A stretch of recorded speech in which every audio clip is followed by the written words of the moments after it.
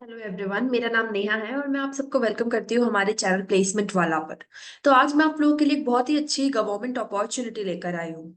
ना आप लोग ये सोच रहे होंगे कि गवर्नमेंट अपॉर्चुनिटी क्यों है, जहाँ पर मैं पहले बहुत सारी प्राइवेट अपॉर्चुनिटी शेयर करती थी। तो फ्रेंड्स, मैं आप लोगों को ये बोलना चाहती हूँ कि आजकल आईटी सेक्टर में काफी ज्यादा कंपटीशन है और हायरिंग्स भी उतनी नहीं हो रहे हैं। तो उसके अलावा भी आप दूसरे ऑल्टरनेटिव्स देख सकते हो एज अ बैकअप। और ये अपॉर्चुनिटी गवर्नमेंट ऑफ इंडिया की बहुत अच्छी अपॉर्चुनिटी है, जिसमें आपकी सैलरी भी आईटी वाले सेक्टर से ज्यादा या एटलीस्ट उसके बराबर ही होगी।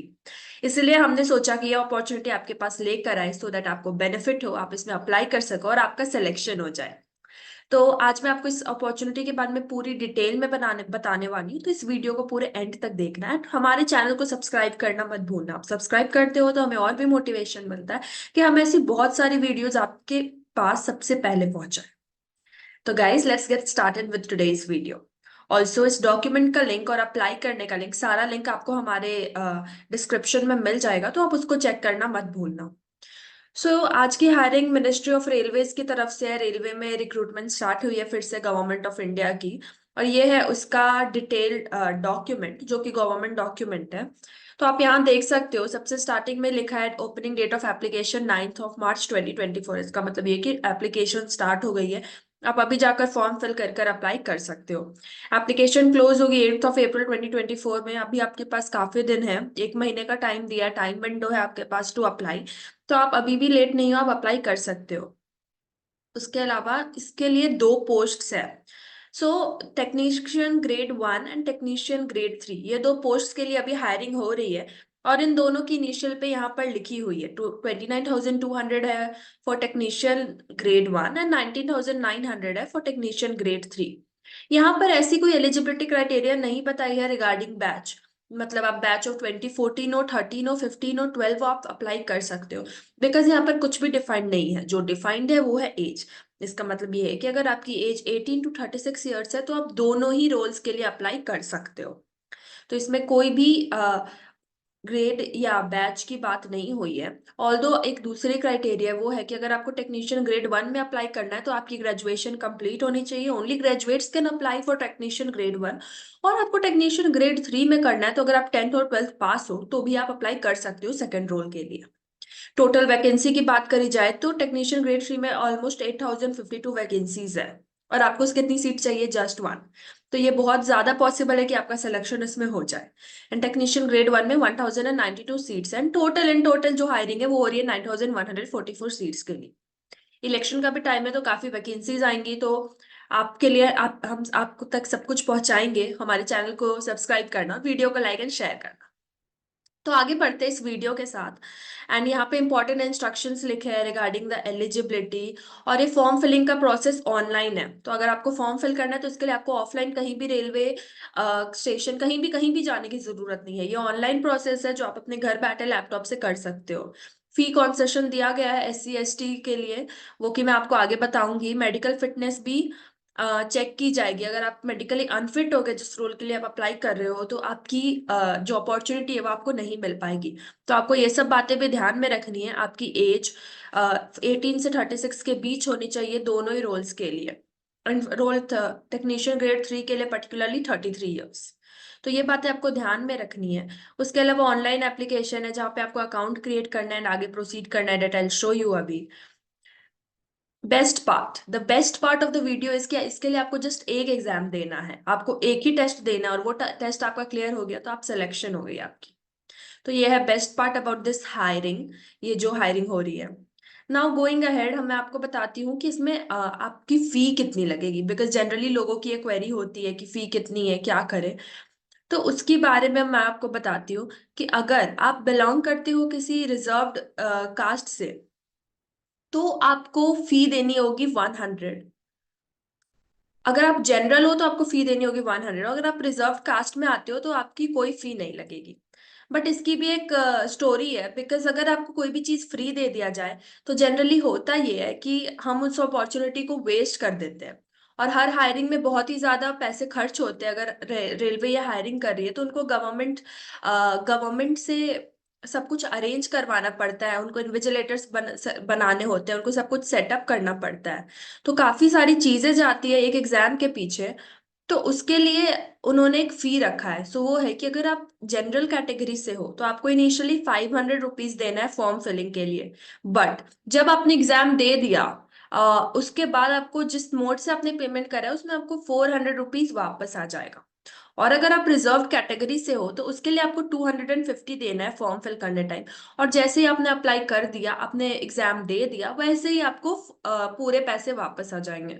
तो इन अ वे देखा जाए तो ये इसलिए किया जा रहा है सो दैट जो भी एस्पिरेंट्स है जो कि ज्यादा ध्यान नहीं देते और बस फॉर्म भरने के लिए भर देते और जाते नहीं एग्जाम देने, वो सब कम हो सके। तो वो है इसकी रीजन बिहाइंड दिस। तो इन शॉर्ट, 100 है for general, and for the other SC and ST it would be 250 rupees, जो कि आपको अगेन रिफंड मिल जाएगा, तो इट्स जीरो। टेस्ट में आएगा क्या? मैंने बता दिया एक टेस्ट है, बट आएगा क्या? तो ये रहा आपका सिलेबस के टेस्ट में आएगा क्या। इन टोटल 100 क्वेश्चंस होंगे फॉर 100 मार्क्स। उसमें आपकी टॉपिक्स होंगे जनरल अवेयरनेस के regarding general intelligence and reasoning, basics of computer and application, maths and basic science and engineering.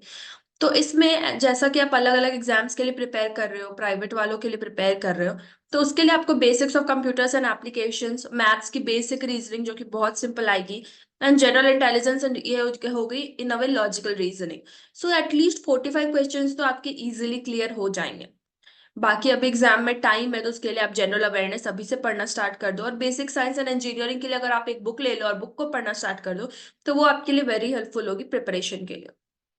तो इस तरह 100 क्वेश्चंस है for 100 marks.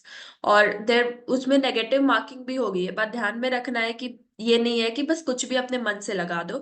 There will be negative marking of 1/3 marks. अगर आपने जितने भी आंसर गलत किए उसकी 1/3 नेगेटिव मार्किंग होगी। मिनिमम पास परसेंटेज भी है। EWS के लिए 40% है, OBC हो तो आपको 30% लाने हैं, SC के लिए 30%, ST के लिए 25%, और PWD के लिए 2% और कम कर दिया जाएगा। ये है इस टेस्ट की आपकी जो भी क्राइटेरिया है to pass the test. Syllabus की बात करी जाए तो यहाँ पर सिलेबस भी लिखा है। मैथ्स के लिए आपको number system, BODMAS, decimal, fraction, LCM, HCF, ratio, proportion, algebra, geometry, तो ये सारी चीजें आप ऑलरेडी पढ़ते हो, आपको बस उसको ब्रश अप करना है, रिवाइज करना है। जनरल इंटेलिजेंस में मैंने बताया आपको conclusion and decision making, Venn diagram, DI, coding, decoding, ये सब आएगा। साइंस की आपकी एक बुक होती है फिजिक्स, केमिस्ट्री और लाइफ साइंस की, वो भी 10th के लेवल के लिखी है। इससे हम ये एक्सपेक्ट कर सकते हैं कि बहुत ही इजी होगा। एंड फाइनली जनरल अवेयरनेस के क्वेश्चंस होंगे। उसके बाद आपका डॉक्यूमेंट वेरिफिकेशन होगा, आपके मार्क्स में अगर आप क्वालिफाई करते हो उसके बाद ही ये सब होगा। एंड हाउ टू अप्लाई की मैं अभी आपको लेकर चलती हूँ। इन हर जगह के लिए हायरिंग हो रही है, पटना, रांची, गोरखपुर, प्रयागराज, बैंगलोर। जो भी कम्युनिकेशन है ऑफलाइन ऑनलाइन होगी। ऑफलाइन आप किसी भी चीजों पर बिलीव मत करना, बिकॉज सारी अपडेट्स ऑनलाइन ही आ रही है। So let's get started with the application. ये रहा इसका ऑफिशियल लिंक जहां पर आपकी अप्लाई कर सकते हो। मैं अभी आपको स्टार्ट करके दिखाऊंगी अप्लाई करने का लिंक, और इसको आपको अब डिस्क्रिप्शन में मिल जाएगा। तो आप जैसे यहाँ पर डिस्क्रिप्शन वाले लिंक को क्लिक करोगे, आप इस पेज पर आ जाओगे। यहाँ पर आपको ऊपर में दिखेगा अप्लाई, क्रिएट एन अकाउंट करना अगर आपका अकाउंट नहीं है तो। And I expect most of you आपका अकाउंट नहीं होगा। अगर आपका ऑलरेडी अकाउंट है तो आपको लॉग इन करना होगा। मेरा अकाउंट नहीं है, मैं क्रिएट एन अकाउंट पे करूंगी। Are not required to register again, they should log in. जिनका अकाउंट है वो यहाँ पर लिखा हुआ आ रहा है कि आप अपने अकाउंट में फिर से लॉग इन करिए, आपको कोई जरूरत नहीं है फिर से क्रिएट करने की। सबसे पहले आपको कंट्री ऑफ नेशनैलिटी लिखनी है, इंडियन लिख दिया आपने। आपको अपनी सारी डिटेल्स भरने हैं ना, आपको इंश्योर करना है कि आप डिटेल्स सही फिल कर रहे हो, बिकॉज बाद में कोई भी मिसमैच होगा तो वो आपके लिए फिर आपकी एप्लीकेशन को रिजेक्ट कर दिया जा सकता है।